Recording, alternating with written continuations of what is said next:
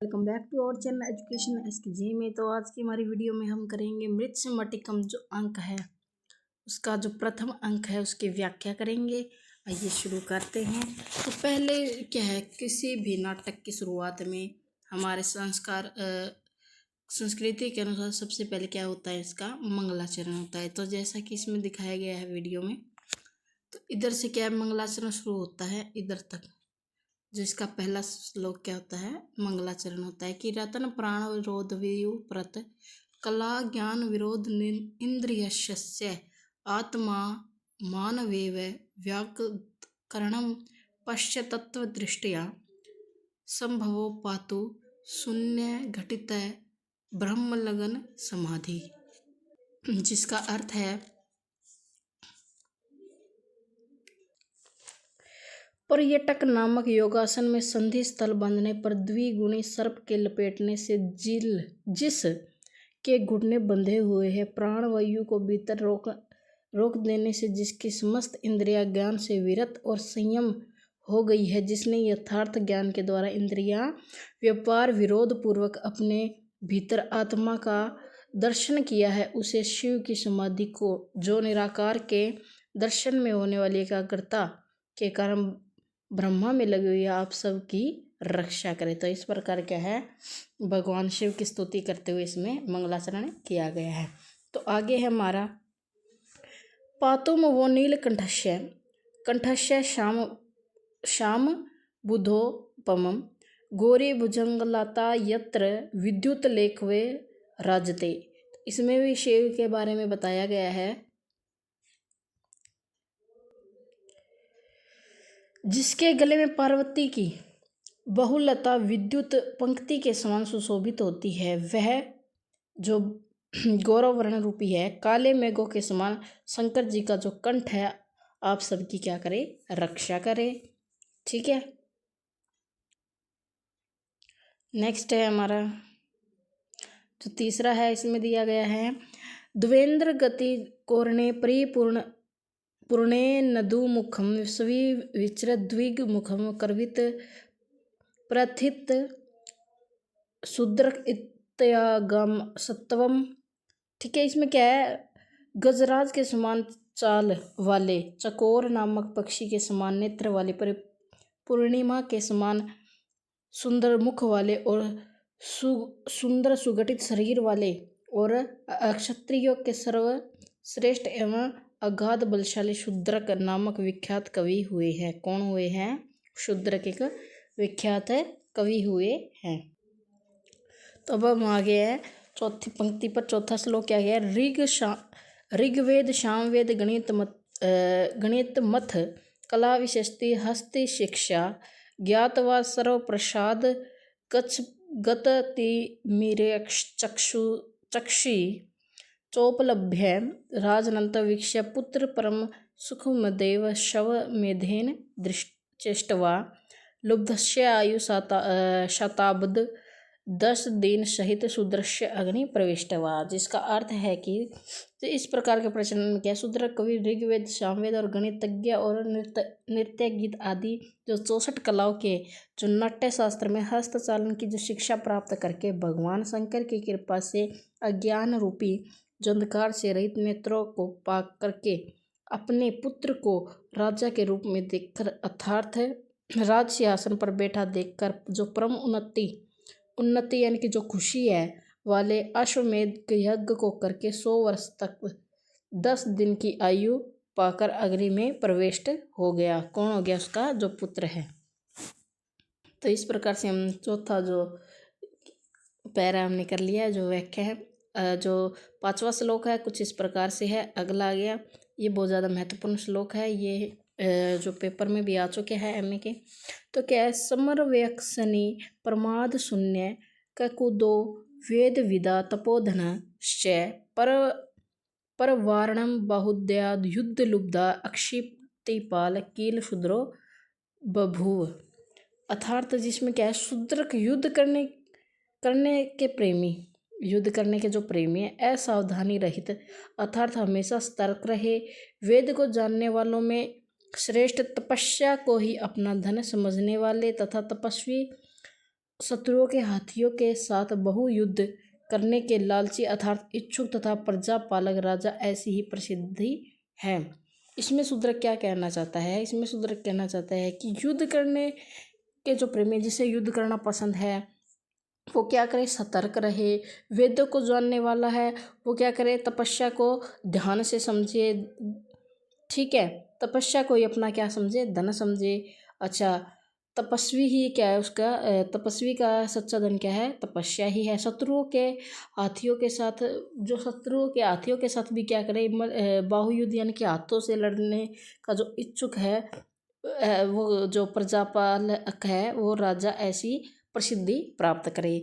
अगला हमारा छठा है जो श्लोक कुछ इस प्रकार से है कि अवनति पुर्या द्विसार्थ बाहो युवा दरिद्र कील चारुदत्त गुणा रुक्ता गणितिका च यशस्य वसंतो भेव वसंते सेना।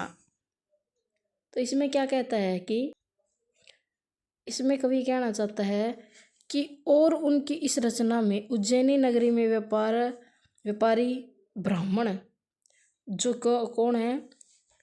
चारुदत्त है। ठीक है, उसके गुणों का क्या है? वर्णन करता है कि जो अवंतीपुर है, उसका जो दरिद्र युवा कौन है? चारुदत्त है। कील अशस्य गुणा रुकता, उसके गुणों को देखकर क्या है? वसंत सेला एवं वसंत सेना गणित तक क्या आश्रित, उस पर क्या हो गई? आश्रित हो गई है, उस पर क्या हो गई है? मोहित हो गई है। इसका अवन्य पड़ गया। अवंतीपुर यानी कि जो उज्जैनी है, उसका जो दरिद्र ब्राह्मण कौन है? चारुदत्त है। ठीक है, उसके गुणों को से सुशोभित वसंत शोभा जो है, उससे क्या है? जो गणितिका कौन है? वसंत सेना क्या है? उस पर मोहित हो गई है। अगला हमारा जो 7वां श्लोक है, इसमें तरयोरिंद सततुरो सत्वाश्रयम नया प्रचार व्यवहार दृष्टियम। आगे क्या है? खल स्वभाव भवितव्याम च चकार सर्व किल शूद्र को निरप्य।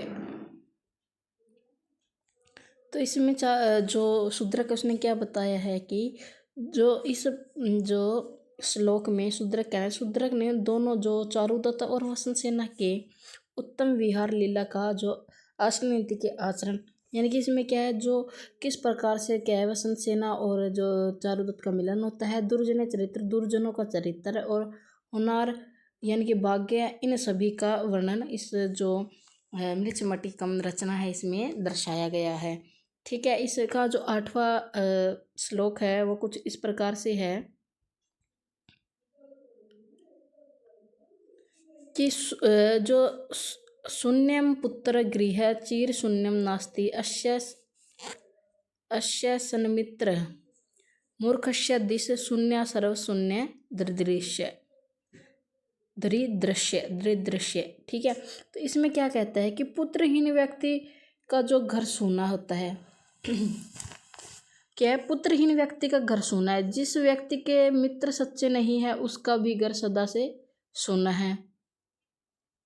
जिस व्यक्ति के पास पुत्र नहीं है, उसका भी घर सूना है। जिसके पास मित्र नहीं है, उसका भी घर सूना है। मूर्ख के लिए सभी दिशाएं सूनी है। जिसको किस चीज़ का ज्ञान नहीं है, उसके लिए सारी चीज़ें क्या है? सुनी है। निर्धन के लिए सब कुछ सुना है, और निर्धन के लिए तो सभी कुछ, क्योंकि वह किसी प्रकार की कोई भी वस्तु खरीद ही नहीं सकता, वो किसी प्रकार से सुख का भोग नहीं कर सकता। ठीक है, और इसमें किसके दरिद्रता के बारे में बताया है? इसमें जो चारुदत्त है, उसकी दरिद्रता के बारे में बताया गया है। ठीक है, यांसा बलि संपदि मद गृह देह वलीना हंस सार्गशनेव विलुप्त पूर्व ताश वेव संपत्ति विरूढ़ तृणानांकराशु बीजांजलि पतिति कीड़मुखा वली। इसमें क्या कहता है कवि?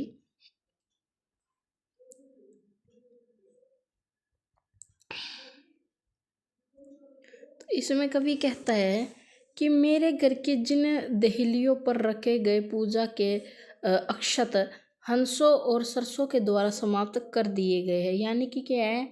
इसमें जो शूद्रक कहना चाहता है कि जो वो जो चारुदत्त के बारे में बताता है कि उसके जो दहलीज है, दहलीज पर जो हम अक्षत जो चावल के रूप में अक्षत डालते हैं वो भी क्या है अंशों और सरसों के द्वारा क्या है समाप्त कर दिए गए। यानी कि उसके घर की स्थिति इतनी निर्धनता अभाव है, यानी कि धन का इतना अभाव है कि उगे हुए तृणकुरों से युक्त उनकी देहलियों पर कीड़ों के मुख द्वार खाए हुए बीजों की अंजलि अर्थात चावल आदि गिरती है। ऐसा कहकर धीरे धीरे धूम कर बैठ जाता है। कौन? जो है शूद्रक ऐसा कहकर क्या बैठ जाता है। फिर क्या आता है, फिर इसमें विदूषक बोलता है कि भो किमति चिंत्यम, भी इसमें भी क्या तुम्हारी भी क्या चिंता है, अरे क्या सोच रहे हो। चारुदत्त फिर कहता है, चारुदत्त कहता है कि